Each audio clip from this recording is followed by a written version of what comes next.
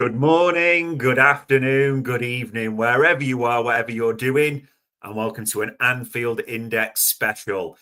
I'm looking forward to this one. A lot of people, I've got to be honest, although there are some stats or some things we've got to look at that have been happening for a while, to be honest, that aren't the most pleasing, but they've got to be looked at, they've got to be discussed.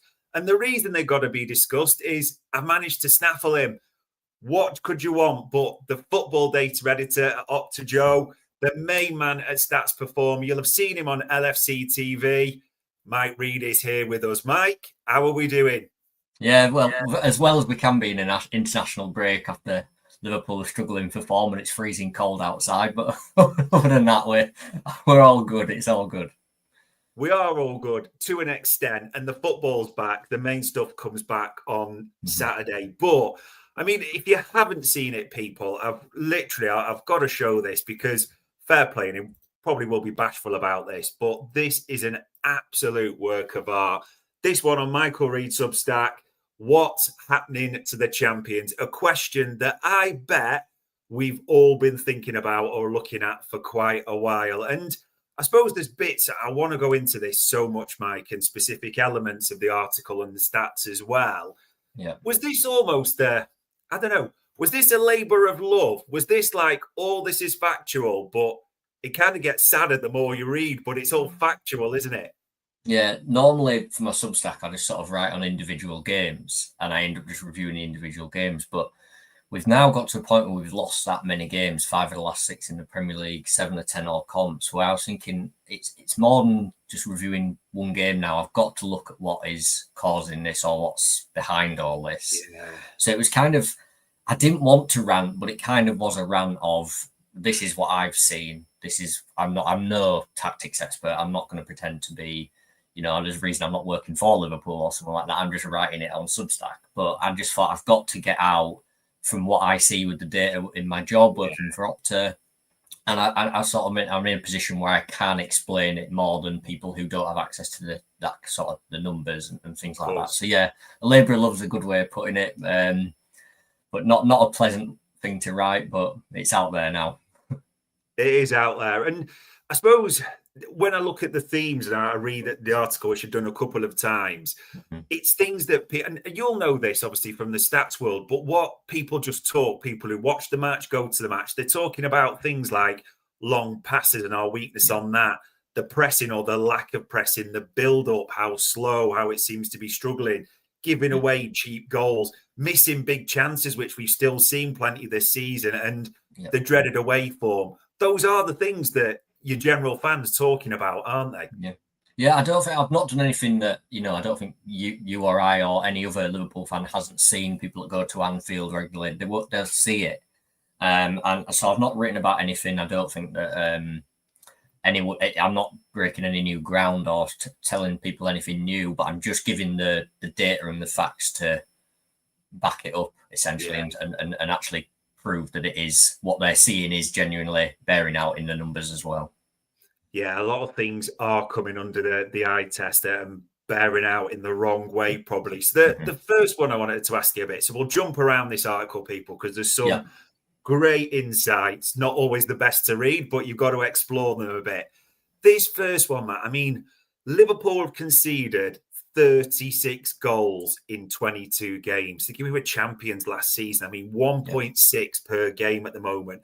And as you put there, that table, the second worst rate among the clubs, when you're at top 5 leagues. I mean, when you saw that stat, and obviously the breakdown of that, whether it's, fast breaks, set plays, which we've talked about, people are going to think about that long throw against Brentford, aren't they? Yeah. I mean, there's so much that goes into that. Is there any of that concerns you the most, such as the nature of one of those goals or how they're conceded, maybe? Yes, in the article I broke down, as you sort of referred to there, I broke down sort of where Liverpool are conceding those goals. So I picked up 4 things ultimately. Now I have included the back end of last season in that table. I should add, so it's worth pointing out. There's a few games where Liverpool had already won the league last season and were sort of on the beach a bit at the end of the last season and conceded goals, which is a point to be made. But even so, it's not a table you should be second in regardless. With only Wolves ahead. But what I've done is I've broken it down into 4 ways. So I've done counter-attacks, set pieces, errors, and long-range shots. Because all of those Liverpool are conceding more of than previous seasons or certainly last season. The one, I think the main one for me is the set pieces. And I think Slot's spoken about it a few times where he feels we've been unlucky. And I think he is right. Yeah. We haven't actually scored other than Soberslai's free kick from a set piece this season, but we conceded 7 goals from set pieces in the Premier League this season, which, of the 17, so 7 out of 17 goals have been set pieces. And that doesn't count penalties as well. Of course, Brentford scored a penalty against us. So only Forest and West Ham have conceded more than that. Now, if Forest and West Ham are in the relegation zone, there's a reason they're down there. So you don't want to be being compared to them in any of these tables. It's as simple as that. 3 of them have been corners, which is as many as conceded from corners the whole of last season. So that tells you, it's the downgrade there. 3 have been from throw-ins, which, is a trend in the whole Premier League. Everyone's obsessed with set pieces and throw-ins this season. It's become, the percentage of time the ball's actually in play is lower now than in any season on Opta's records. So a lot of teams are focusing on set plays, and Liverpool have now hired a set play coach, by the way. True. So it should be something we are working on. It was something I was sort of aware of in the summer. I was thinking, we've signed Wirtz, we've signed Frimpong, Kirkes, but we're making the team a lot shorter, I felt. And I know it's not just down to height. Allison's been out as well, and he's really commanding presence in the box, stealing the corners. But I did feel we were just maybe making the team a bit shorter, and I was a bit concerned there in terms of how we're going to be defending set plays. And it's 7 in 11 games, and it took 29 games for Liverpool to concede 7 from set pieces last season. So the downturn is there for all to see. Listen, I'm not a set piece coach. I'm not an expert. I can't explain that. And as I say, we've had throw-ins, corners, and one from a free kick in there. So it's been different types of set pieces. It's not just the same type. So you'd have to have someone more intelligent than me in terms of analysing set pieces to explain that to you. But yeah, I'd say that's the one area where if Liverpool can stop that, that's a significant portion of our goals conceded that would then stop, and that would help. Yeah, it does feel like Aaron Briggs has got his work cut out, or Arne Slot may just be tapping on his office door in the near future. And I mean, you broke down brilliantly like the different elements. I mean, some of the stats as well, the ones that are going up are going down and vice versa a little bit, because there was 3 that I know you pointed to as well, and we'll call a few out. That the turnovers, I mean, that's fallen. I think it was about 10.5 to 6.8 per game on average. The pressing people talked about as well, 15.8 down to 10.9. And PPDA, which is one we talk about on up quite a bit, that should be going down, but that's up from 9.2 to 11. I mean, I'm no statistician. I'm going to steer to you on this, but if there's 3 big metrics that should be going up or going down and vice versa, there's a few red flags there, surely. Yeah, listen, they were down last season on Klopp's season, so it's worth pointing that out, because if you look at the table there were 8.1 high turnovers last season. Klopp's final season was 10.3. Press sequences were at 12.4 last season. Klopp's last season was 15.8. Now, Klopp his whole game is built around pressing, and that is the way it's always been. I don't think Slot was ever going to be as high as Klopp, and that's fine. But so the drop-off last season was fine because Slot then controlled games in different ways. It was a more measured approach. But this season, if you look at the numbers, they've even dropped off quite significantly, I would say, from last season. So from 8.1 last season to 6.9 in terms of the high turnovers, so over one a game fewer. And the press sequence is almost 2 fewer, 12.4 to 10.9. And that passes per defensive action has gone up to 11. So we're allowing teams to make on average 11 passes in their defensive midfield third before we stop them from actually building that attacking sequence. So that was at 10.3 last season. So it's not a huge change, but it's a drop from what was already a drop. Yeah. And for me, this is... It's sort of it. I do mention in the piece it is partly by design, because Slot doesn't want to be as gung ho, and he did feel Klopp got a lot of injuries, and he did in his last final season in particular. Was, you can remember the team that played Chelsea in the League Cup final was missing a lot of players, and part of that was down to the intensity that maybe Klopp put on the players, certainly in training. And Slot has dialed that down, says, I want my core 14, 15 players to stay fit for the whole season. Worked last season, albeit only in the league. You could argue it didn't work in other competitions. But it worked in the league. This season, though, it's dropped off even further. And I think he's got to go one of two ways now. He's got to either say, right, because we're not pressing, got to be more compact defensively. Yeah. Or I've got to step up the press. Because in the middle, I think we're we're sort of in a middle ground between the two, which is nowhere. And that's causing some of the problems there. And people will think back to that City game, which was so passive, wasn't it? It was neither a low block, a high press, like Real Madrid at the same time as well. And I mean, it's interesting because we're talking about possession. I think back to that Real Madrid game where I think we had about 36, 37 when it was recorded that way. But this is important to say in the article. It mentions we're averaging about, I think it's just below 61% possession, isn't it, this season? But with that, generating fewer meaningful actions, if you want, sequences, shots, however you want to put it. I mean, there's no other way of interpreting that, but there's a decline there, isn't there, surely? Yeah, that's my view, is we're struggling in to build up these attacks. So we're not only not pressing, but then we're allowing opponents time. We've got this sort of deliberate slow build-up. We're allowing opponents time to get into, I don't really like the term low and mid block, but that's the term everyone understands and uses. Numbers behind the ball. We're allowing teams to get behind the ball and sit in, whether it's two banks of four, bank of five and a bank of four, whatever it is. We're allowing teams to sit into that position against us. And then we're sort of, what we try to do is invite them to presses. So you'll see Van Dijk will stand on the ball or Konate will stand on the ball and he'll wait for someone to close them down before then playing the pass. Because then once they're being closed down, the space opens up somewhere else to then pass through. But the minute teams are just going, why would we close you down? You know, there's no, that we will sit in this shape and, you know, as long as we cut your passing lanes to players like Salah, who's getting the ball less this season than ever, even your likes of Gakpo and Ekitike up front, if we cut your passing lanes and certainly to Florian Wirtz, we're just happy to have Konate and Van Dijk on the ball and not have an option forward. So, in terms of the numbers there, that I think bear that out. The possession, as you say, is high, 60.7%. Last season, it was 57.9%, so it's gone up by about 3%. But that's despite the fact that our number of passes are down and the passes per sequence are down. So to me, that shows you slow build-up. It shows we're not playing these quick passes. We're playing slow passes. We're holding on to the ball for a while. And then build-up attacks per game is what I've then gone to show how many of these types of periods of play where we have a lot of the ball are we actually creating a meaningful attack from. And that's at less than 3 a game now, which is very, very low. Last season, it's 3.8.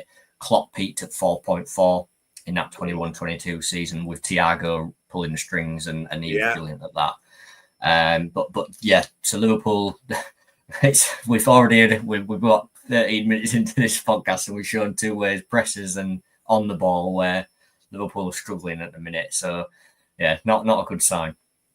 And people, it's just being factual for anyone's arguing. And I think it bears out what we've seen on the eye test, just struggling, especially. I think people have seen against City, they were happy to cut off that avenue to Van Dijk, give Konate the ball. He's got no real options there. And look what unfolded in that regard. So it's all factual in terms of those numbers that we're talking about. And you mentioned a few players because it is important to talk about like who's there. And it's interesting because you mentioned, I like the contrast between both in the article about new players coming in and them adapting, like Florian Wirtz being the obvious one. And obviously the positions he's played, we all know. And even Gravenberch and Trent leaving, that adaptability.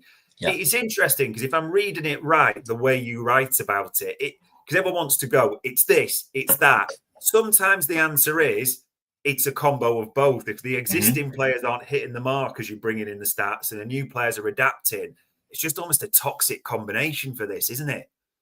Well, at the start of the season, we won 5 in a row. And players, Ekitike started brilliantly. Frimpong had a few injuries, so he couldn't get in the team so much. But Kirkes was a regular in the side. Wirtz was a regular in the side at the time. And he was playing, he hadn't got the goal or assist. So it started okay, but we knew we weren't perfect in those wins. A lot of them were narrow wins, late wins, whatever. And I think at the time, I sort of chalked that up to teething problems. I thought once the new players gel in with the older guard, the likes of Szoboszlai, Salah, and they gel together, this could become something special. But it's not gone that way. It's gone the other way. It's become worse. I do not blame, and I think I've tried to do this in the article, I don't blame the individual players at all. Yeah, and I don't think it's any of their faults as such. I think some players are struggling for form for various reasons. That is what it is. All players go through that. I think this is a general team issue or a tactical issue where Liverpool are neither here nor there in terms of Slotter's built this team now. This is what we can call Slotter's team. Last season, it was Klopp's team. This season, okay, Slot's not in charge of the transfers. That was down to Richard Hughes and the people above. But it's what you would more call what Slot wants to do with this team. But we're not seeing that yet, I don't think. No. We're not seeing this vision Slot has for what he wants this team to be. You know, he's having to put, last couple of games, he's put Wirtz on the left wing. I don't think that was the plan when he was signed. He was clearly planned to be behind the striker. So we're having to see things like that and little adaptations like that. And it's not helping the individual players. And this is why I say it's not the player's fault. It's not Wirtz's fault he doesn't have a goal or assist yet in the Premier League. You know, it's more of an issue of the team generally. It's not Salah's fault he's getting less of the ball. It's because we just haven't got this structure right. And we now we need it to happen quickly, which because of the defeats we've suffered, we need it to start to gel a lot quicker. So that's the problem that Slot's got to work out ultimately. That's his job with the coaching staff to work it out. How do I get the best out of the individual players that I have and quickly? And you're right, he's got to do it quickly. We'll talk about the run that's coming up in this period as well shortly. But you mentioned it still strikes me as right. If you think about the signings that we made, sometimes you can be honest and say they tend to be quite short players, didn't we? We bought people who are less aggressive, more, as people like to say, more ballers than the physicality and that element that way. So is there if you're Aaron Briggs, you can't put Florian Wirtz and Milos Kerkez on a stretch rack, can you? And you can't send, you can't send Cody Gakpo to SAS Who Dares Wins and make him tougher and more physical in that way.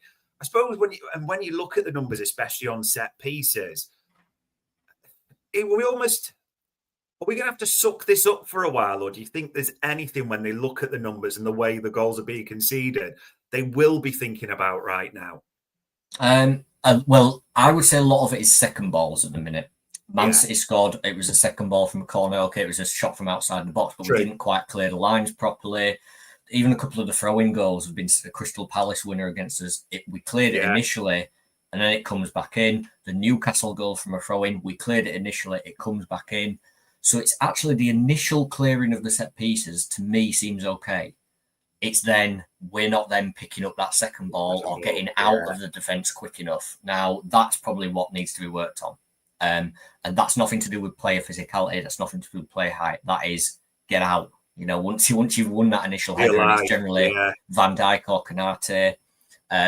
Mamardashvili is a bit more of a passive goalkeeper than Alisson in terms of claiming crosses, and I think that's been a factor. And I'm not blaming Mamardashvili there.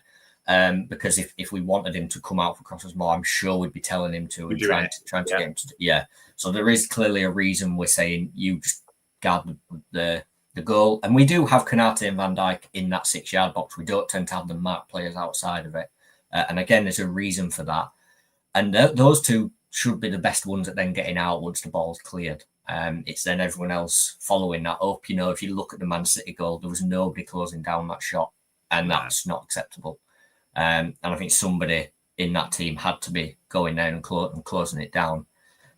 So I think that's what Aaron Briggs will probably be looking at. You know, why are we conceding the second balls from these set pieces? So hopefully it's not a physicality issue there. It's just more of a what are we doing wrong when the ball is initially cleared. Yeah, it's definitely something that they've got to be focusing on. And I mean, this got a section to itself, and quite rightly, I think we've all looked at this season, the away form. And I think you used the right word, alarming. I mean, to have lost 50% of the away games in 20, and you were honest as well in terms of there was a few probably on the beat, shall we say, or the champions. But when you put the trend that way, I mean, I've said this, just when you're talking to pals a few times, and even now it almost bears it out looking at the stats when you're reading it, Mike, that almost the way we seem a bit, I don't like using this word, but weak. We seem to lose a lot of the battles, the second balls and everything like that. I mean, is the data that distinct between Liverpool at Anfield and Liverpool away now? Yeah, it's funny because I looked at this year when you said you were going to ask me this question. I thought, right, let's actually look at the pressing numbers and the possession numbers and things like that. And it's really, honestly, it's not that different. So in 2025, the numbers for high turnovers at Anfield is 7.1 per game, and away from Anfield it's 7.2 per game. It is basically the same. Yeah. Press sequences is down slightly, 12.3 at home, 11.6 away, but that's a small difference. Possession is 60.1% at home, and it's 58.7% away. Liverpool actually have more shots per game away than they do at Anfield. It's 16.9 compared to 16.3. But it's all very close, very, very close. Yeah. But until you look at the defensive numbers, Liverpool are facing 3 more shots per game away from home than they are at Anfield. It's 9.3 at Anfield. It's 12.3 away from Anfield. Right. And then the XG is a lot higher away as well. 1.0 at Anfield, 1.3 away from Anfield. So in terms of the core, passing is very similar. There's only 5 different in terms of passes per game, which is nothing over a full game. The shot attacking numbers are very similar. The pressing numbers very, very similar. So I think the only then explanation I have as a stats person is it isn't to do with the way we're playing.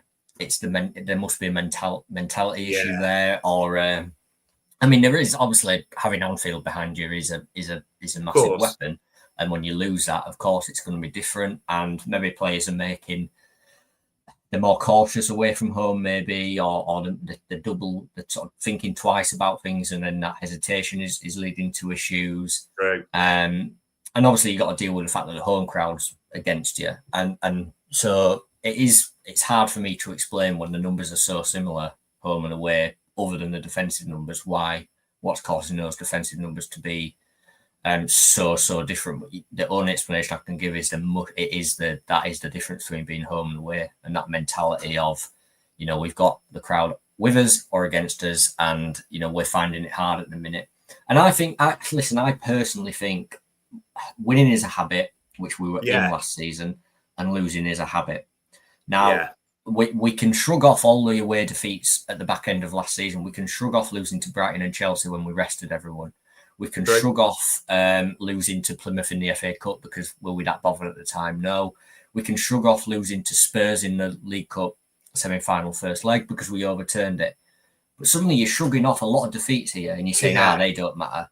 But it becomes a habit. And suddenly now players we're going into away games thinking, this is going to be hard.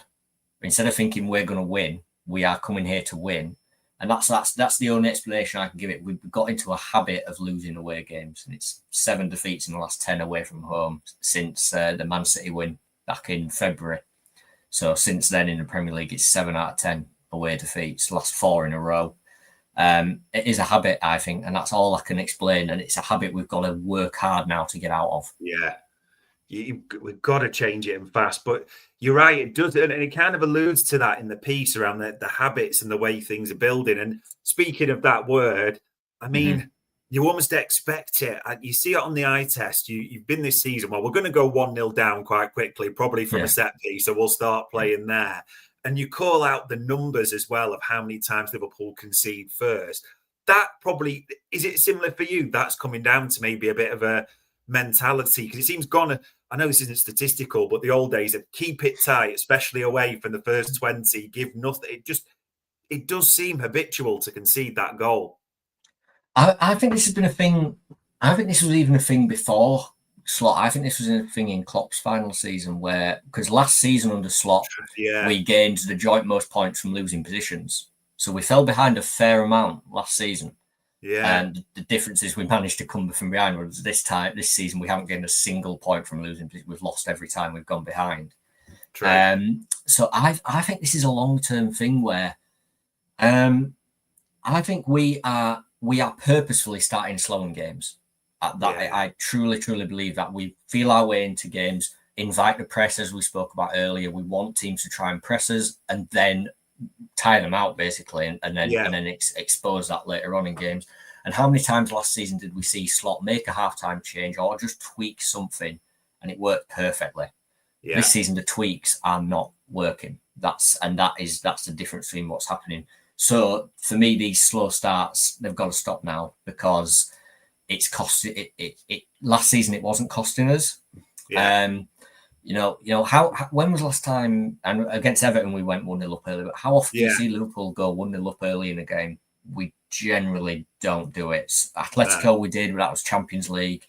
Premier League wise, I think the Everton, when we went 1-0 up, that was Liverpool's earliest goal at Anfield for over 2 years at the time. And it was only the 10th minute or something like that. Yeah. So and that people would look at that stat and go, the amount of times I'll put on Sky Sports and Gary Neville will go in, our teams have just got to survive this first 20 minutes at Anfield. That is so far from the truth. Liverpool do not come at you fast anymore. No. And they haven't for a while. And that's fine. That is absolutely fine if you are then dominating the game later on and winning the games.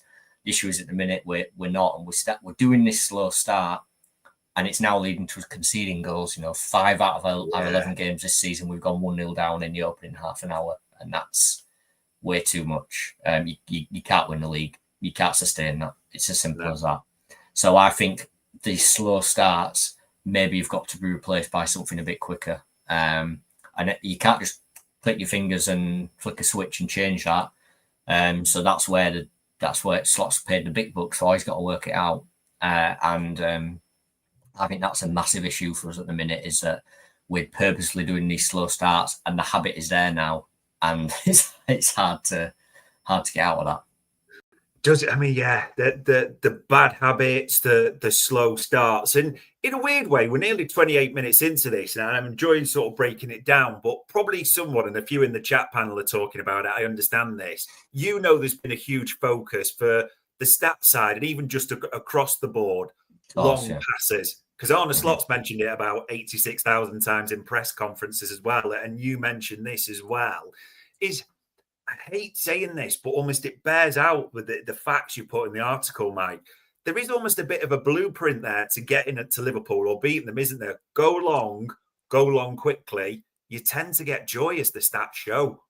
Yeah, well, last season, what I've done in the article is I've looked at the percentage of our passes faced that have been long in every season for the last 8 seasons. And we were a top-ranked team in 5 of the last 7 of those seasons for how many passes have been long against us. Last season, we were a 6th-ranked team. So that has gone from 12.1% was the amount of passes that were going against us long last season to 17.9%. So for Slot, it's a massive increase. And we won the league last season with those numbers. So it shows that teams weren't doing it against us last season, and we were winning games as a result.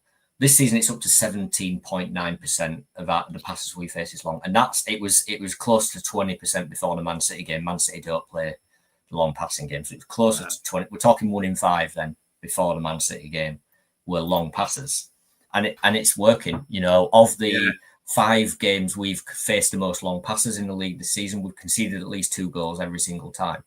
So you're right, there's the blueprint. It is working. My issue with it is, as I've just referred to, 5 of the last 7 seasons, we've been top for facing long passes. We are used to this.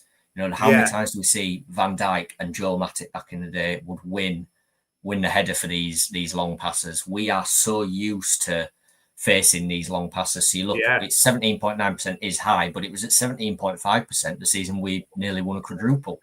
So, there's no difference on the numbers there. Teams were going long. What I've tried to explain in the article, I think it's down to the pressing.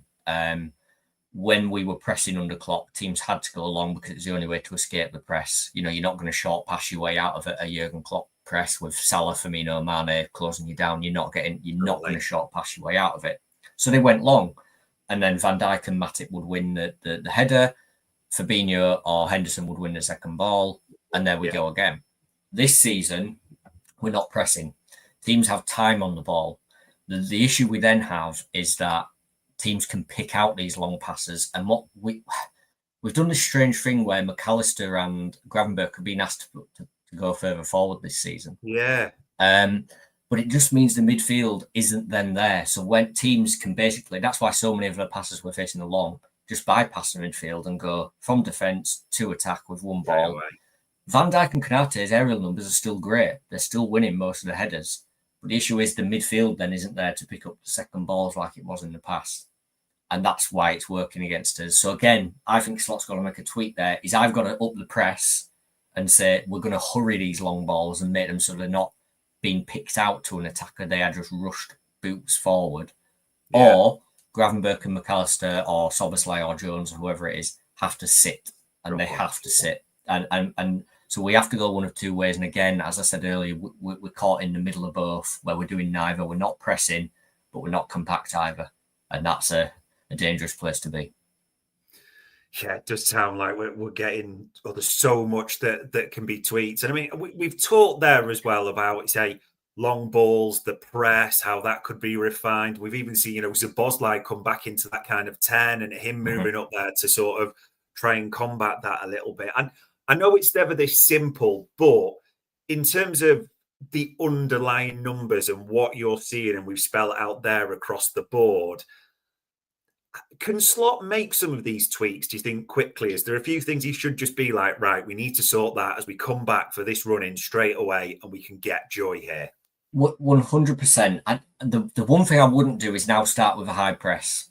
And I know I've just said our pressing numbers are down. The reason I wouldn't is we have bought these players in and we're training at a lower intensity.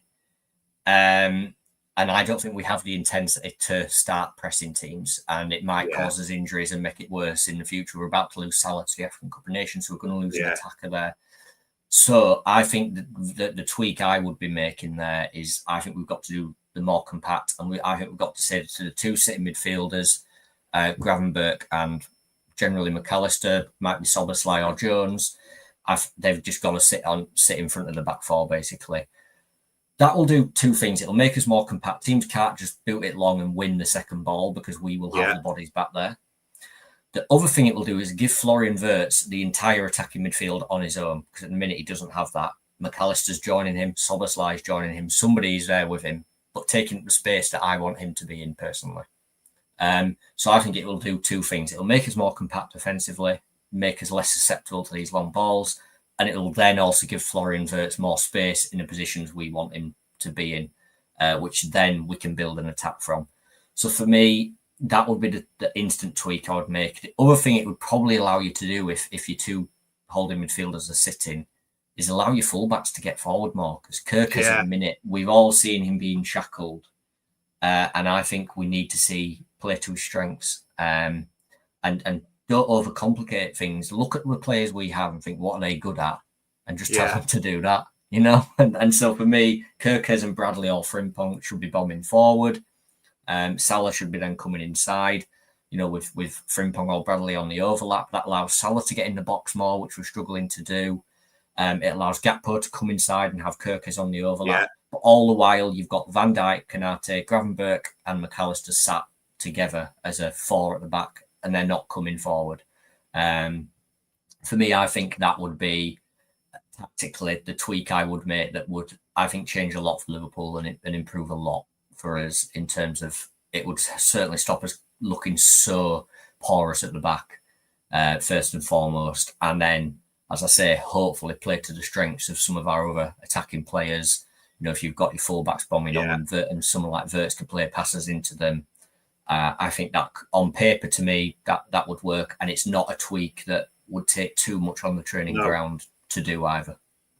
No, it really doesn't feel that way at all. And like you say, because the amount of times we've seen Kirkes almost, I'm not saying he's misprofiled, but sat on Van Dijk's hip or looking to pass, you're thinking this is not the player that we signed for Bournemouth, and it's not how many thought he would be used at the same time. It does seem that would suit so many. And the final bit on this, I think this was almost a killer sort of line or last paragraph from it.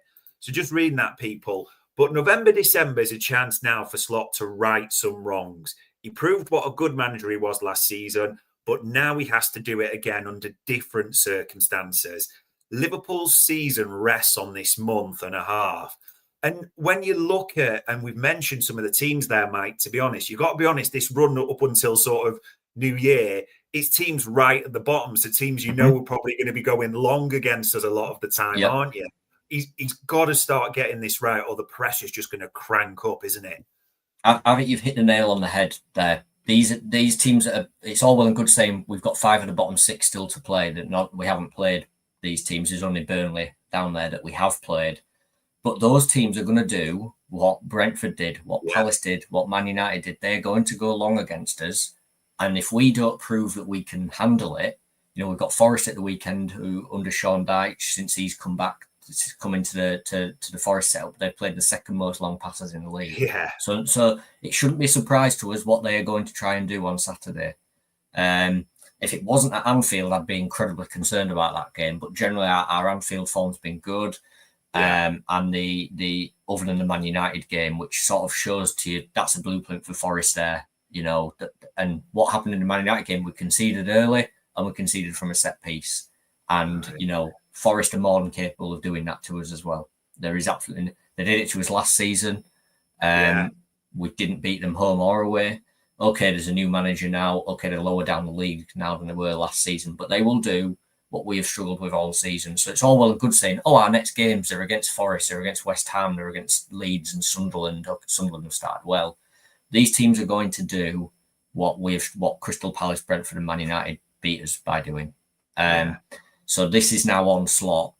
If he doesn't prove that we can now deal with that style of play or come up with a plan to nullify it or just basically deal with it, it will cost us certainly any hope of a title, but you don't want to be coming towards Christmas and not in the top 4 and thinking, is it going to cost us a Champions League place?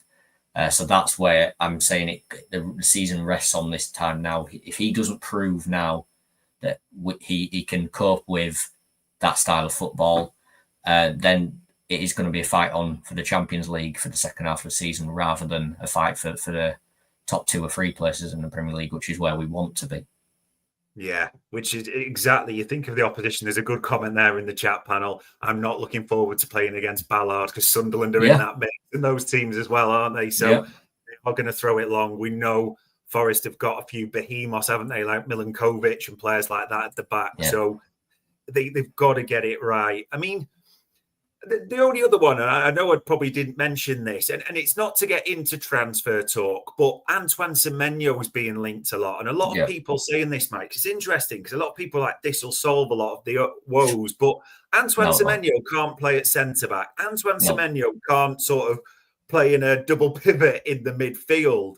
When you're looking at that from a stats point of view, how do you look at that as a signing and targeting that area, shall we say, a winger coming in?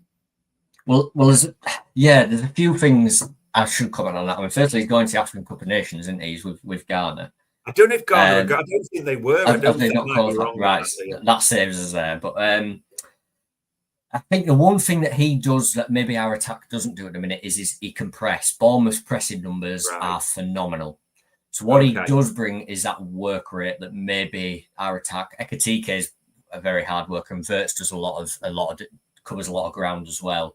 But I think Semenyo, if you were to add him, he does more pressing than maybe a Gakpo or Salah would. So pressing is where I would look and think that's where he does improve us. But as you say, to me, that doesn't solve the problems of the midfield being vacant and pushing up higher. It doesn't solve the problem of the fullbacks being unable to get forward.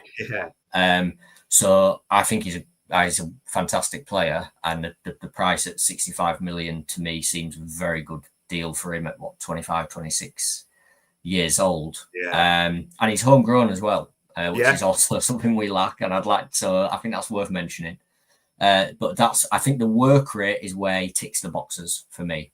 and he would provide a level of energy to our attack that maybe we do lack at the minute, certainly while Isak's not been fully fit.